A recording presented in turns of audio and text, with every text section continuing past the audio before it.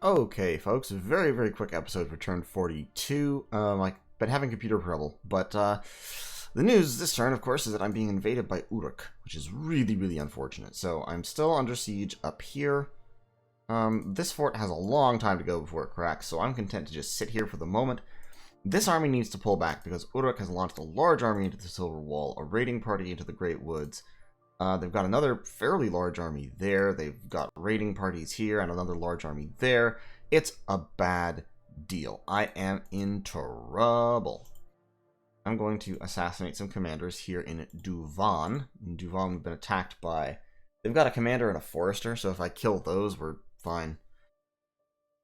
Oh, it's a real problem, though. It is a real, real problem. We're collapsing troops back towards the capital, so that we can hopefully engage and destroy one of these Uruk stacks.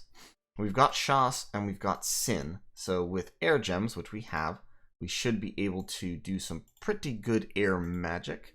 We're trying to book it down alteration as quick as we can to see if we can't get Fog Warriors up, because if we can get Fog Warriors up, that will be a huge deal. Beyond that, though, that's about all we can do right now, so like I said, gonna be a quick one. We're under siege here and can't continue towards a castle. We've lost that province. We've lost that province under siege there. It's just a bad deal. It's a bad deal overall. We're about to lose Norfangs, and I don't see us coming out the other side of this one, lads. I think Uruk, if we were fighting Uruk or Man, we might be able to hold them off, but I think we definitely cannot fight both. This army is going to take this fort, which will be great, and then we'll see what develops. So in any case, thank you for watching. For a very, very, very brief period of time, about 2 minutes now, and I'll see you in turn 43. Okay, folks, it's turn 44. Excuse me. I missed a turn in there. We've been quote-unquote rescued by Abyssia, who moved a little army through here, beat off the Manish forces attacking us. That was unfortunate phrasing. However, unfortunately, I forgot to, last turn, stop my people from selling out in an attempt to break the siege, so I did lose some troops here in Satis. So Abyssia moved in, and then my troops bounced off them entirely. If we watch the battle, we can see what it is that Abyssia does. They've got back here.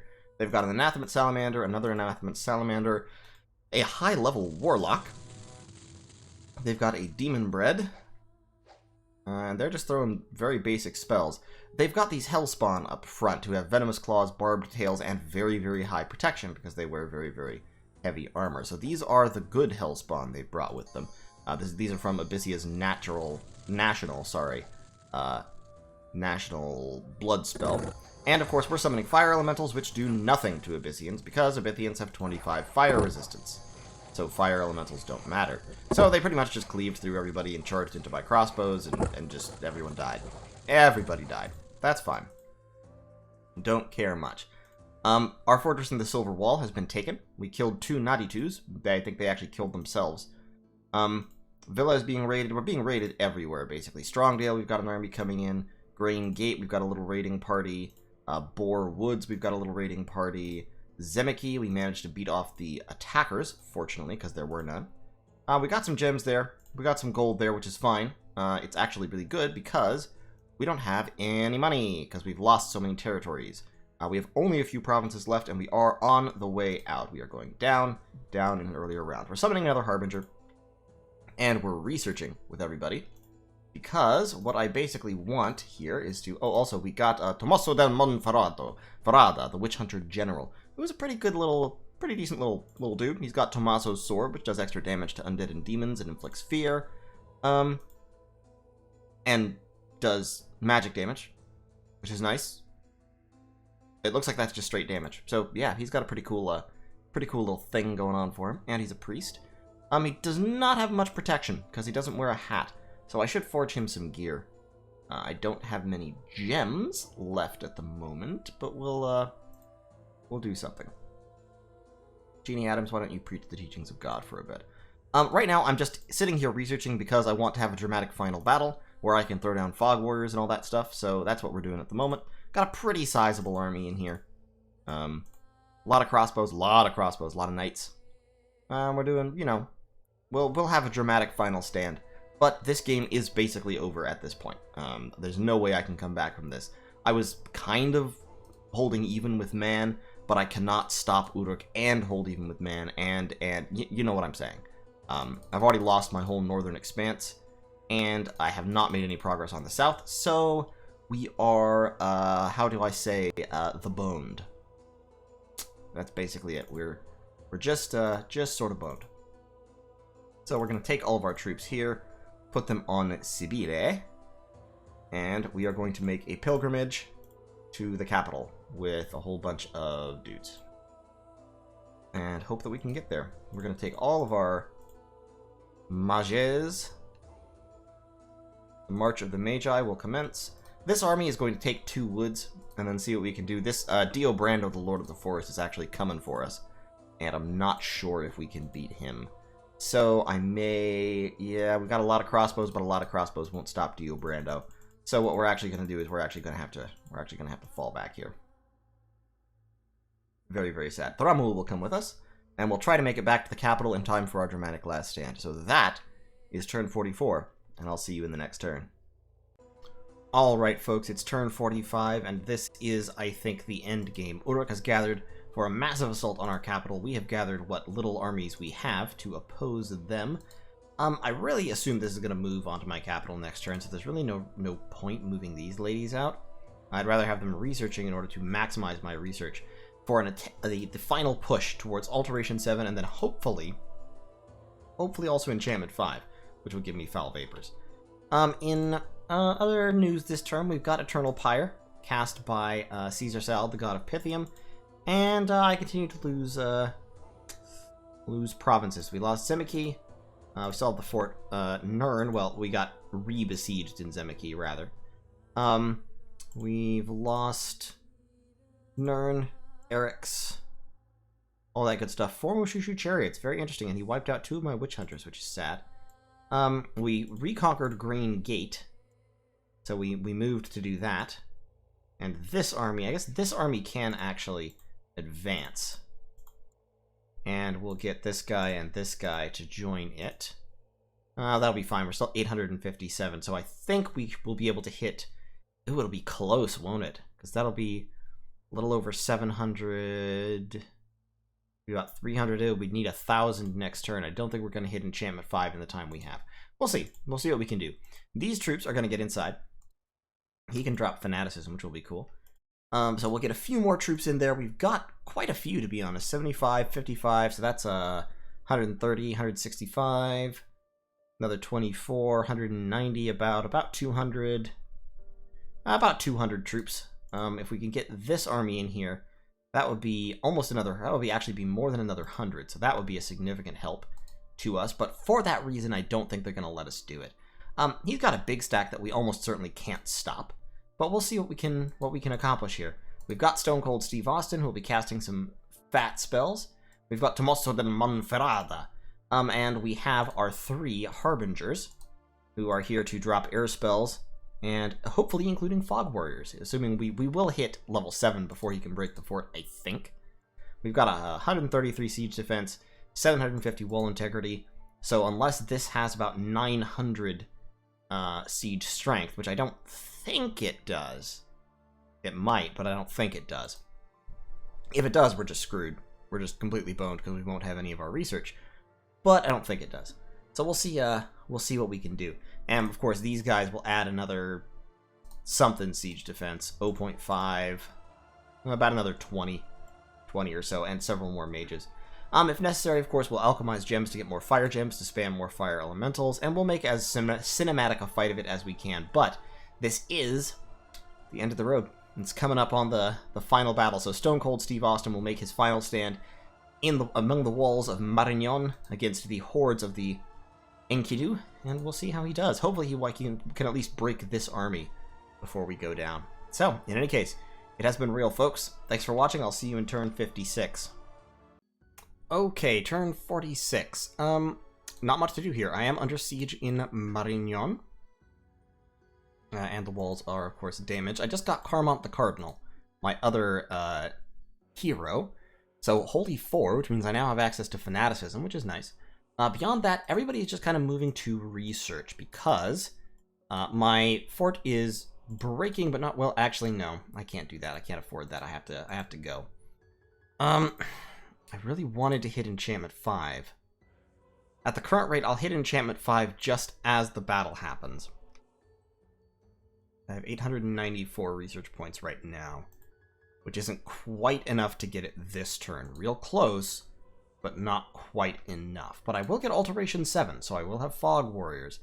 And then I'm just going to have to rely on random chance, I guess. Unfortunate.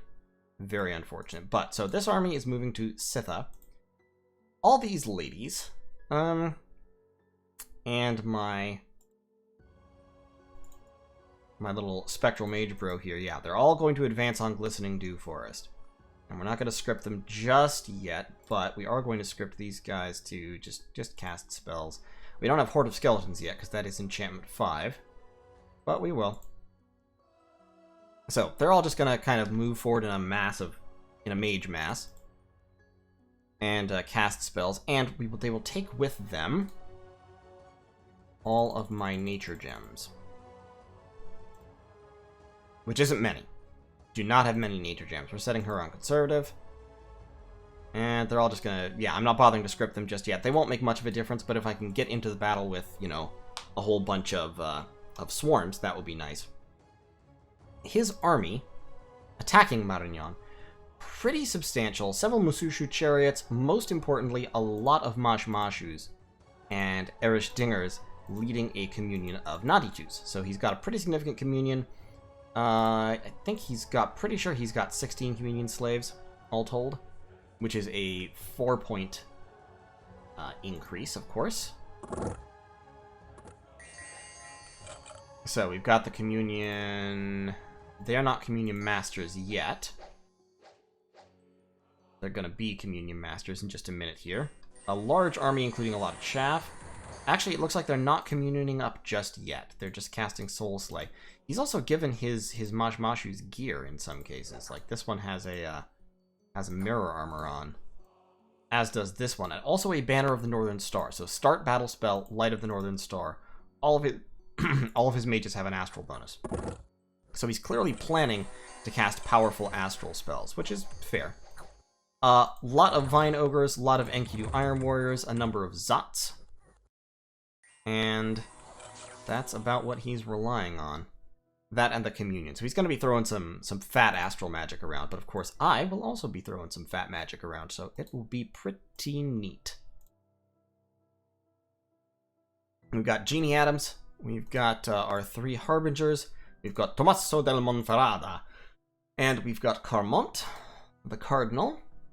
So it'll be interesting to see how this works out. I'm going to die, obviously, but I will die proud. I'll die with my boots on, as the phrase goes. But in any case, I might summon one more Harbinger. I might summon one more Harbinger. 25, 41, that would leave me with 16 air gems. Yeah, having another caster I think would be worth that. And then any astral pearls that I don't need I can convert into more air or fire gems. Oh, it's pearls, that's right. It's not air gems at all, it's pearls. I could summon one next turn, but it wouldn't be in time. Okay, let's actually... I am gonna need some pearls for combat, but not all that many, to be honest. So let's alchemize. Like that. And then we can contact a Harbinger. Celeria now has Mother Oak, and Caesar Salad has Eternal Pyre. So it'll be interesting to see how that goes. We'll see how much damage we can do in our last stand here. We're getting all of our mages, all the mages in our nation basically collapsing on the enemy. I could gear out Tommaso del Monferrada, although I don't have any nature gems left. I could... tell you what. 15 hit points. He only has protection 12 is the thing. So...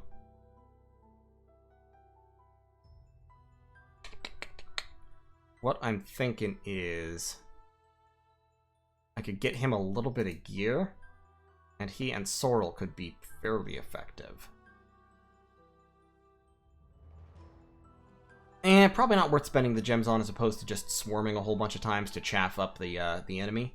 So I think I'll just stick with that. Okay, that'll be the turn. I know it's short, but I don't have much to do. I have told Abyssia he can go ahead and take my province up here and whatever else he can find. Glistening Dew Forest would be very, very good for him, so he can have that, and etc. So, that'll be the end of it. I'll see you in turn 47. Alright, folks, it's turn 47 of Accidental Ascension. We've been pushed back to our capital, but reinforcements are on the way. We had actually, there was a battle or two here. We got some fire gems from Abyssia, which is nice. We failed to infiltrate Man again. Lost another province again. But in Sitha, they ran a very small force into our army here, and their Mushushu chariots were massacred, which is nice. And in Boar Woods, our army of Jade Sorceresses moved through a tiny, tiny little bit of province defense. They're all just sort of in this huge untidy ball, and they all basically just kind of spam defensive enchantments on themselves, and then... yeah, mainly that. They cast a lot of Quicken Self, as water mages are wont to do, and then they spam some Frozen Heart, which is very effective. So here's the plan. We're under siege in Zemeki, but we're actually repairing the walls, which is fine. Flavius and Flavius are sneaking along behind us, but they're not going to reach anywhere important in time. They might as well just assassinate enemy commanders here. Up here, this is where the apocalypse is going to go down. We've got all of our mages. You need to break siege too. All of our mages who can do anything are breaking siege, as well as Jeannie Adams, who is leading all of our troops. And that's actually quite a lot of mages, including 4 Harbingers. All of these ladies, which is over 30 of them, are moving into attack. And all of these guys are moving into attack, which is a small army led by some mages and a paladin. So they've got that going for him. Oh, you're unscripted. Phoenix Power and throw Holy Pyres. You don't have any gems or anything, so just, yeah, do that. Do that thing that I just said. And you can be right there because you're giving us flaming arrows. So, this army is rolling in with some troops. Up here, we are instituting Operation Magiblast, for lack of a non-profane word. Jeannie Adams is dropping Divine Blessing. Lots of people are going Communion Slave. Both of my heroes here are actually just going straight Communion Slave because I don't have anything in particular that's super useful for them to do besides that, and I need the Communion Slaves. Because I am using my Communion Masters to lay down some massive spells. Fog Warriors, we're casting Fanaticism there. Light of the Northern Star to give all my Astral Mages power. We're getting Howl off of Stone Cold Steve Austin. There's my Divine Blessing from Sobres. Marble Warriors and Maws of the Earth from Joyous. I don't have the Army of Fu spells, otherwise I would absolutely drop Army of Lead and laugh. And then a whole bunch of Fire Elementals from Gualtia. My Harbingers are actually spamming Air Elementals. This one's going to cast Wind Guide first, so we'll get Wind Guide and Flaming Arrows active. And then lots and lots of Air Elementals because we've got that Fog Warriors going down off the Communion. Otes is summoning Fire Elementals. It'll be a good old time. And all these ladies, a number of them are scripted as swarm. 1, 2, 3, 4, 5, 6, 7 of them specifically are swarming twice. And all the rest are spamming Frozen Heart. All the rest. 30 some odd of them spamming Frozen Heart. Frozen Heart is a single target armor negating cold damage spell. Normally not super effective, but when you have 30 people throwing it all at the same time, that can get dangerous. So that's the goal there. Oh, and Tommaso also needs to break siege, so I have all of my slaves. So, we'll see how that goes. They have breached the fort. That army I actually have outnumbered, so they may actually move in one direction or another. If they run into this army, they can beat it, because their whole front line is just bugs and then Frozen Heart. They'll take some damage doing it. If they run into this army, they can also beat it if they move full force. We'll see what they do.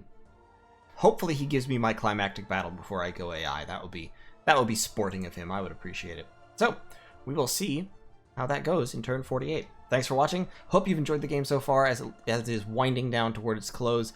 Not really planning to continue this much further past this point because there really isn't a comeback position at this right now. Turn 48, 1, 2, 3, 4, 5, 6 provinces. Yeah, so I'm sorry, technically 7, but 2 of them are under siege. Yeah, it's not really going to happen at the moment, but hey, could have done things better. Hindsight's 2020. We'll talk about that at the end of the game when I officially concede. But for now, let's see if we can have a little bit of fun before we go out. All right, go down swinging. See you then. I'm sorry, I think I just tripped over my own tongue. See you then.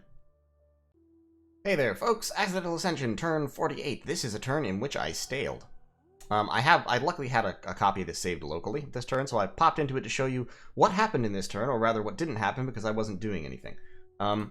I moved back into Marignan, took it over. However, the enemy moved their entire army out and attacked my stack of Frozen Heart spammers. And unfortunately, this army worked really, really well against unsupported Frozen Heart spam, because they cast, among other things, Howl. So the Frozen Heart got a few of their chaff in the front line, and then they started mainly aiming at wolves. So they killed a fairly respectable number of wolves, while the swarm kind of held the enemy back for an irritatingly long time. And then they all got beaten to death with clubs. So, you know, could have been better. Could have been better. I always thought this was likely to happen. Overall, we got a total of 22 actual kills, although 11 of them were Vine Ogres who don't matter. We killed 4 Enkidu Iron Warriors, 6 Heavy Cavalry, and 1 Kusariku. So that is my my revenge, as it were. We assassinated a Sage and a Commander. Sight Searcher Rainbow, the God of Kalem, has been permanently vanquished, and we got our other cool hero, Simeon Ben Tabai. This guy's actually in the base game, and he's really sweet, especially if you get him early, since he gives you the Earth Astral cross path so he can forge crystal boosters. He's really, really good. Unfortunately, at this point, he's not really going to help me much, so he's just here researching, you know, doing stuff. And my huge army is still on my capital waiting to die, so we'll see what happens. In any case, as I said, I didn't actually do anything during this turn, so let's hop straight into the new turn, and we'll play it in real time, because there's not a whole lot to do. And turn 49. We have now infiltrated Man, which is pretty cool. Unrest in Satis is increasing. Satis has been conquered. We're under siege in Satis. Battle in Sitha. Ulrich sent a skin shifter who got owned. How did that happen? Did a Wolf Tribe Archer hit him in the head and kill him instantly? Yeah, he berserked in. Rolf Magnus the skin shifter. I guess he was just suiciding this guy. Oh, this is a mercenary group. So he berserked in. He berserked in and got owned by Wolf Tribe warriors. Okay. Okay, then. In Marignan, Ill Omen, great. Brazen Vessel. A blood booster. That's hilarious. That's really hilarious. So,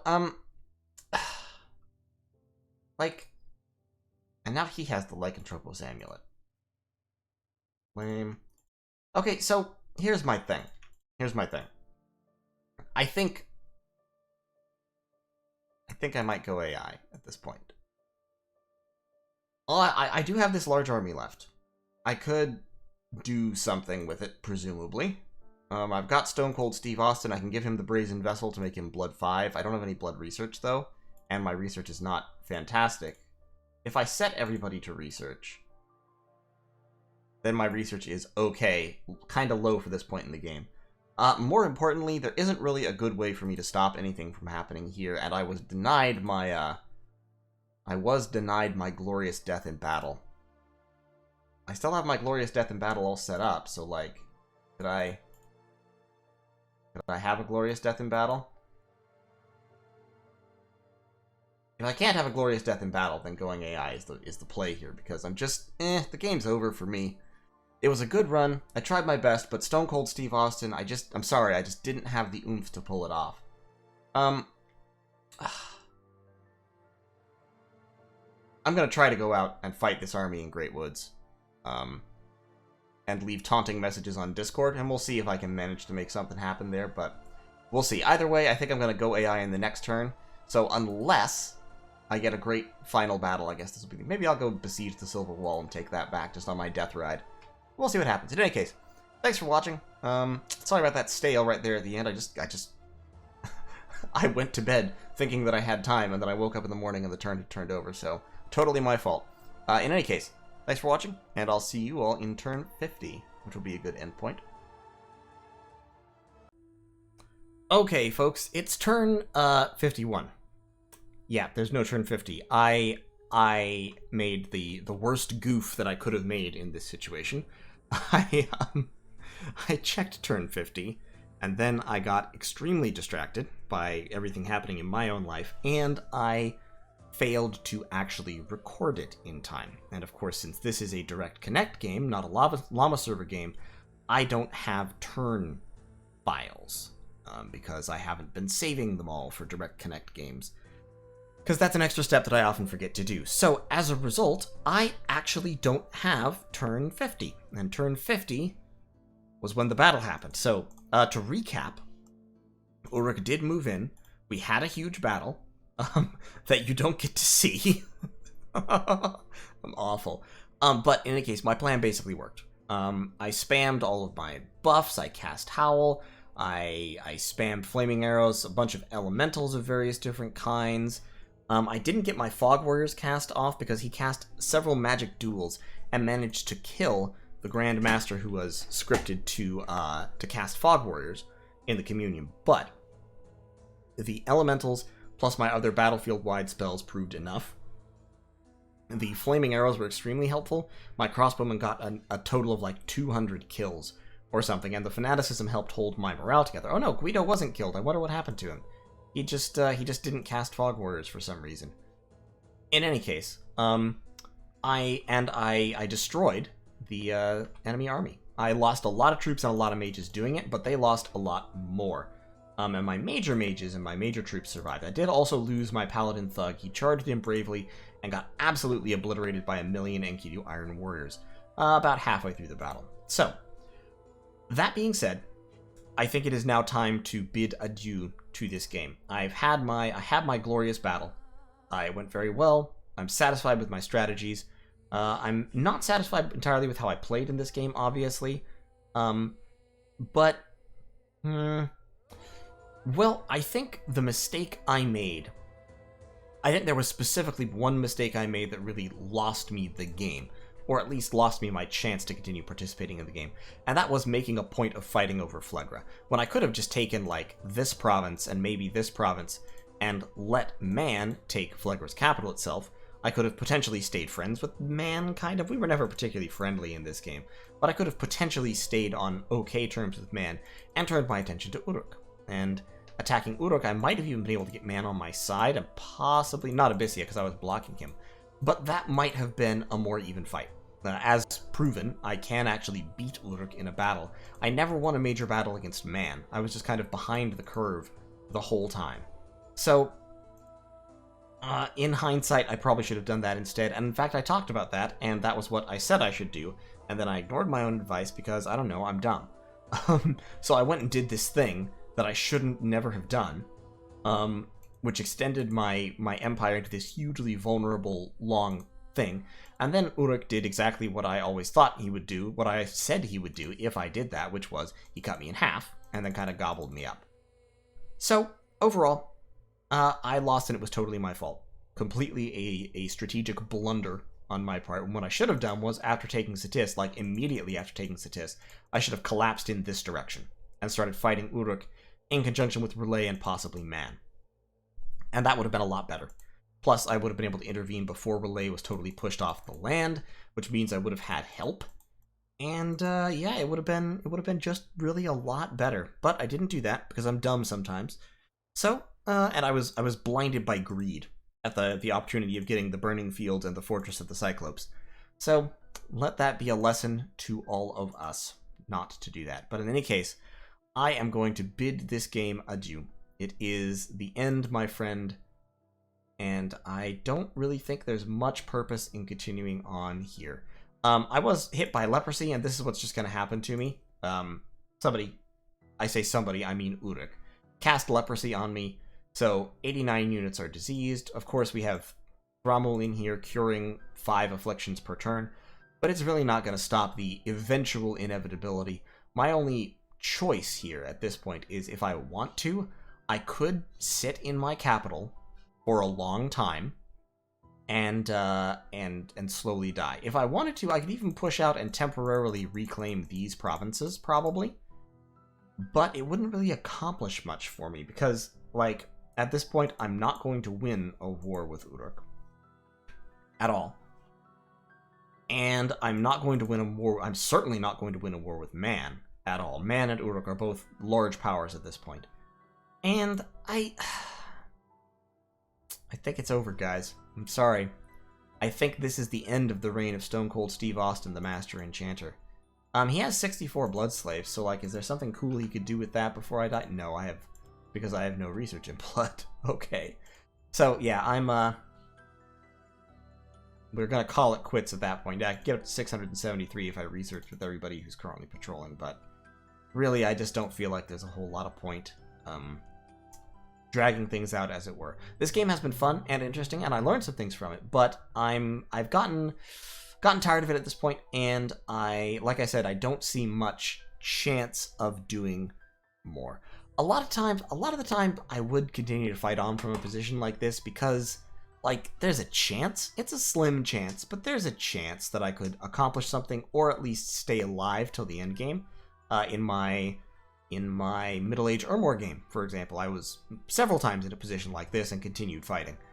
But as Marignon, I'm not really in a position to contest anything, and I don't feel like I will be, and I don't want to... I have more interesting things I want to go spend my time on, like I want to start another subscribers game, which may have been started by the time this video goes up, may not have, kind of depends on the exact timing.